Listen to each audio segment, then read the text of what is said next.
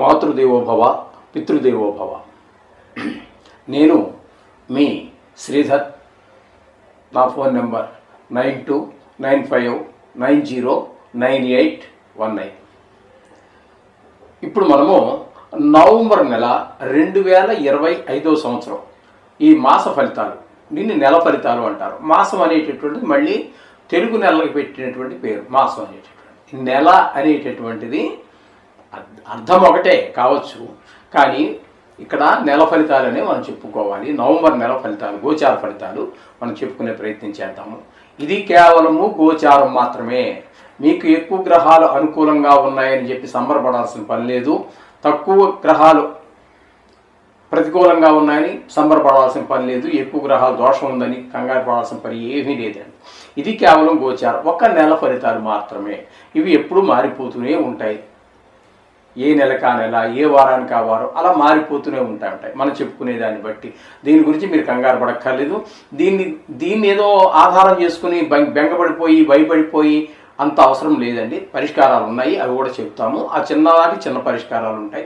మహాదశల్లోకి వాటిల్లోకి వెళ్ళి జాతకంలోకి వచ్చినప్పుడు అప్పుడు చేసేటువంటి పరిహారాలు వేరుగా ఉంటాయి. కాబట్టి దీని గురించి మీరు కంగారు పడక్కర్లేదు. అయితే మీ జాతకాన్ని పూర్తిగా నిర్దేశించడానికి గోచారము కొంత చాలా తక్కువ, ఒక 10% మాత్రమే, 100% మాత్రమే మీకు సహకరించగలదు. మిగతాదంతా మీ వ్యక్తిగతమైన జాతకం ద్వారానే తెలుస్తుంది. మీ జీవితం ఏ విధంగా నడవబోతోంది, ఆరోగ్యవంతంగానా, లేకపోతే విద్యావంతంగానా, లేకపోతే జ్ఞానవంతంగానా, లేకపోతే ఆర్థిక పరంగా ఎదుగుతారా, ఎంతవరకు బాగా ఇబ్బంది పడిపోతారా, మధ్యస్థంగా ఉంటుందా ఆదాయము, ఇవన్నీ కూడా కావాలి అంటే తప్పకుండా జాతకం రాయించుకుని తీరాలి నిష్ణాతులైనటువంటి వారి చేత. అప్పుడు మాత్రమే దానికి ఈ గోచార ఫలితాన్ని అనుసంధానం చేసుకోవాలి. దీనికి ప్రాముఖ్యత లేదని కాదండి, దీనికి ఉన్న ప్రాముఖ్యత దీనికి ఉంటుంది. ఆ జాతకానికి దీన్ని అనుసంధానం చేసుకుని చూసుకున్నట్టయితే అప్పుడు సరి అయినటువంటి ఫలితాలు వస్తాయి. అర్థమైంది కదండి. అందుచేత ప్రతివారు కూడా date of birth, time of birth, place of birth ఉన్నటువంటి వారు నిష్ణాతులైన వారి చేత రాయించుకోండి జాతకము. లేదా మీకు ఎవరు దొరకకపోతే మా దగ్గర కూడా ఆ సౌలభ్యత ఉన్నది, కాబట్టి దీన్ని కూడా మీరు ఉపయోగించుకోవచ్చు. అలాగే పరిహారాల విషయంలో కూడా అన్నిటికీ ఒకే రకమైనటువంటి పరిహారాలు అవసరం లేదండి. ఒక కుజుడికే ఉందనుకుందామండి, అది మనం మాస ఫలితాల్లో నెల ఫలితాల్లో కనుక ఉన్నది అనుకోండి, అది నెల రోజులే ఉంటుంది. దానికి ఒక రకమైనటువంటి అంత హార్డ్గా లేకపోతే కష్టంగా ఖర్చుతో కూడుకున్నటువంటి పరిహారం అవసరం లేదు ఏమండి. అదే మనకి జాతకరీత్యా కనుక కుజు మహాదశి ఏర్పడింది, లేదు కుజుడు సరి అయినటువంటి ప్రదేశంలో లేడు, ఇంకా ఆ మహాదశ గడవలేదు, రాబోయేదో పైన రాబోయేదే ఉంది. తద్వారా ఏ విషయాల్లో మనకి పెళ్లి విషయంలోనా, సంతానం విషయంలోనా, విద్య విషయంలోనా, గృహ విషయంలోనా ఏ విషయాల్లో అడ్డు తగులుతున్నది అనేటటువంటి విషయాన్ని బాగా చాలా లోతుగా ఆలోచించిన మీదట అక్కడ చేయవలసినటువంటి పరిష్కారాలు కొంచెం ఖర్చుతో కూడుకుని ఉంటాయి, లేదా మీరే చేసుకోవాల్సి వస్తే కష్టంతో కూడుకుని ఉంటాయి. కొన్ని మీరు చేయలేకపోవచ్చు, ఎందుకంటే వేదాలు అవన్నీ నేర్చుకుని ఆ మంత్రాలు చదవడం కష్టం కాబట్టి. ఆ విధమైనటువంటి పరిష్కారాలు కూడా మేము సులువైన పద్ధతిలో అప్పుడు ఉన్నటువంటి తీవ్రత ఉష్ణోగ్రత అంటూ ఉంటాం చూసారా. జ్వరం ఉష్ణోగ్రత ఎంత ఉంది, ఇప్పుడు వేసవకాలం వచ్చింది, వేసవకాలంలో ఎన్ని డిగ్రీలు ఉష్ణోగ్రత ఉందంటాం. ఉష్ణోగ్రత అనేది ఒక పదం కాదు, ఉగ్రత అంటే ఎక్కువ, దాని స్థాయిని బట్టి ఉంటుందన్నమాట. 100 డిగ్రీలు జ్వరం ఉన్నవాడికి పారాసిటమాల్ వేస్తే సరిపోతుంది. అదే 103, 104 వచ్చేసింది, ఒళ్ళు కాలిపోతుంది. ఎదురుగా ఉన్న నిన్ను కానీ, ఆయన భార్యను కానీ, వాడి తండ్రి గారిని కానీ, తల్లి కానీ ఎవరు గుర్తుపట్టలేకపోతున్నాడు 104 జ్వరం ఉంది. అప్పుడు ఆ పారాసిటమాల్తో పాటుగా మనకు యాంటీబయాటిక్ ట్యాబ్లెట్ కూడా ఇవ్వాలి. ఇవ్వకపోతే అది పని జరగదండి, చాలా ఇబ్బంది. ఇటువంటివి ఉంటాయి కొన్ని. ఆ తీవ్రతను బట్టి దాన్ని బట్టి ఆ డోసేజ్ పెంచడం. అలాగే మన ఇక్కడ ఆ గ్రహ దోషాలను బట్టి గోచార రీత్యానా, జాతకరీత్యానంలో కూడా స్థానరీత్యానా ఏంటనేది దాన్ని బట్టి ఉంటుంది. వాటి గురించి కూడా మమ్మల్ని సంప్రదించవచ్చును. సులువైన మార్గాలు కావాల్సిన వాడికి సులువైన మార్గాలు సూచించడం జరుగుతుంది. లేదు ఈ డోస్ చాలదయ్యా అని చెప్పిన వాడికి మనం చెప్తాం. ఓకే, ఇదండి ఈ విషయం. దీని గురించి కంగారు పడాల్సిన పని. ఓకే. కుంభరాశి వారికి నవంబర్ నెల 2025 గోచార ఫలితాలు ఏ విధంగా ఉన్నాయో సశాస్త్రీయమైన పద్ధతిలో తెలుసుకునే ప్రయత్నం చేద్దాము. కుంభరాశి వారికి జన్మంలోనే రాహుగ్రహ సంచారం జరుగుతున్నది. అట్లాగే మేనంలో అంటే ద్వితీయ స్థానమైనటువంటి మేనంలో సంచరించేటటువంటి శని వక్రగతి కారణంగా ఆయన కూడా జన్మరాశిలో సంచార ఫలితాన్ని ఇవ్వబోతున్నారు. అందుచేత ఇంకోటి ఏంటంటే ఈ కుంభరాశి వారికి ఏలినాటి శని జరుగుతూ ఉన్నది. ఇది గమనించండి. అంటే ఇక్కడ జన్మంలోనే శని రాహు 2 గ్రహాల యొక్క కలయిక. అంటే మన ఆలోచన ధోరణి అస్సలు బాగుండదు, మన ప్రవర్తన కూడా బాగుండే అవకాశం తక్కువగా ఉంటూ ఉంటుంది. ఈ విధమైనటువంటి పరిస్థితి అంతా కొంచెం ఏ పని మొదలుపెట్టినా ముందుకు వెళ్ళదు, వెనక్కి లాగి పెడుతూ ఉంటుంది. మీరు ఎంత మనసు నిబ్బరం చేసుకుపోతున్నా ఈ శని రాహుల యొక్క ప్రభావం వల్ల పని ముందుకు వెళ్ళదండి, వెనక్కి లాగుతూనే ఉంటాయి. 2 గ్రహాలు కూడా 2 కూడా తీష్ణ స్వభావం కలిగినటువంటి గ్రహాలు. అటువంటి 2 ఒకే దగ్గర ఒకే రాశిలో ఉండి జన్మంలో ఉండటం అని చెప్పాల్సిందే ఉందండి. కొన్ని దుష్ట ఆలోచనలు, దుష్ట ప్రవర్తన రాహు వల్ల ఏర్పడుతూ ఉంటుంది. అలాగే కొన్ని క్రిమి కీటకాదులు, విషక్రిముల కీటకాదుల వల్ల కూడా మనకి రాహు వల్ల ఇబ్బందులు ఉంటాయి. తేళ్ళు, జెర్రులు, బుద్ధింకలు, లేకపోతే దోమలు, డెంగ్యూ దోమ అంటే చిన్న, మరి 2 అక్షరాలు చిన్నగానే ఉంటుంది. డెంగ్యూ దోమ, రకరకాలైనటువంటి దోమలు ఉన్నాయి, భయంకరమైనటువంటివి. చేత వాటి వల్ల కూడా కొన్ని ఇబ్బందులు ఏర్పడే అవకాశం ఉంటుంది.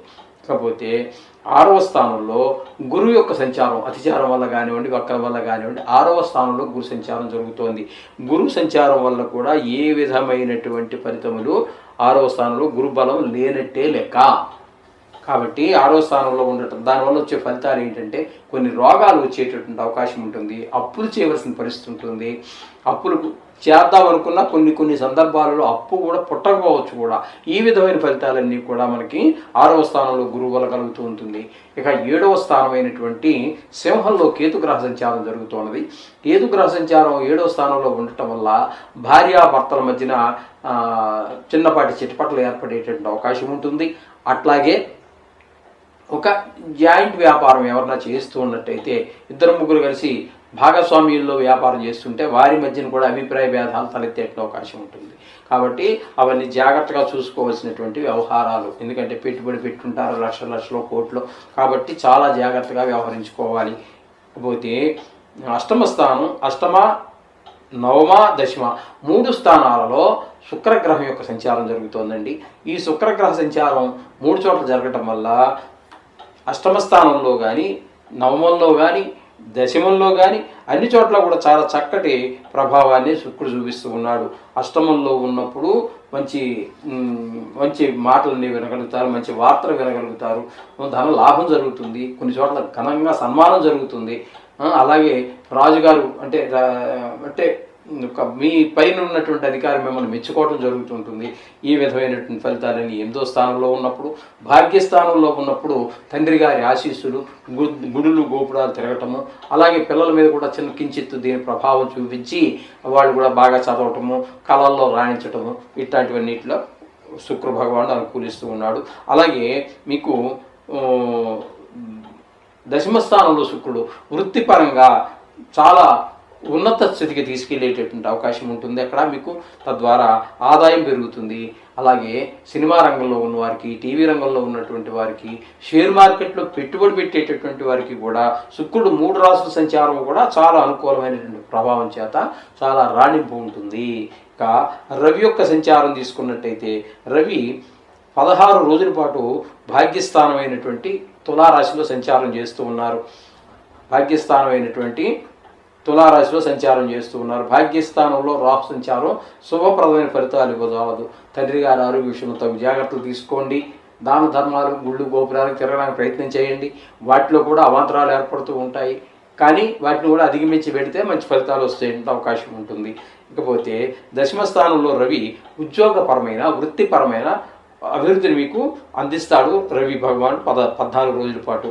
ఇంకా కుజుడు దశమ స్థానంలో వృత్తిపరమైన ఆటంకాలు ఈయన కలిగిస్తూ ఉంటాడు. బుధుడు ఇక్కడ మీకు చెప్పాలి అన్నట్టయితే భాగ్య దశమ స్థానాల్లో సంచారం చేస్తున్నాడు.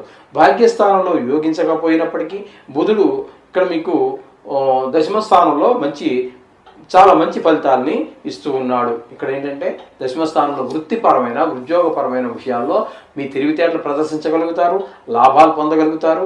మొత్తంగా ఈ బుధుడు మీకు చాలా అనుకూలమైన ఫలితాలన్నీ కూడా వృత్తిపరంగా ఇవ్వబోతున్నాడు, ఆదాయపరంగా కూడా ఇవ్వబోతున్నాడు. ఈ విధమైన ఫలితాలన్నీ కూడా మనకి కుంభరాశి వారికి సూచిస్తూ ఉన్నాయి. అయితే ఈ కుంభరాశి వారికి ముఖ్యంగా శుక్రుడు పూర్తి శుభుడుగా ఉన్నాడు, రవి బుధుడు పాక్షికంగా యోగిస్తూ ఉన్నారు. ఈ విధమైనటువంటి ఫలితాలన్నీ కూడా మనకి ఈ కుంభరాశి వారికి కలుగుతూ ఉన్నాయి. కాబట్టి మిగతా గ్రహాలన్నిటికీ కూడా ప్రతికూలంగా ఉన్నటువంటి గ్రహాలను కూడా అనుకూలంగా మార్చుకోవటానికి నవగ్రహాలకు సంబంధించినటువంటి రోజు ప్రార్థనలో శ్లోకాలు మాత్రమే ఏదో చదువుకోండి, శుభాన్ని పొందండి. ఇక జాతకపరమైనటువంటి సమాచారం కోసం మమ్మల్ని సంప్రదించండి. శాశ్వతమైనటువంటి పరిష్కారాల కోసము, దోషాలను నివృత్తి చేసుకోవడం కోసము, పరిష్కారాల కోసము, జాతక ప్రతిని సంపాదించడం కోసం మమ్మల్ని మీరు సంప్రదించవచ్చును. శుభం భూయాత్.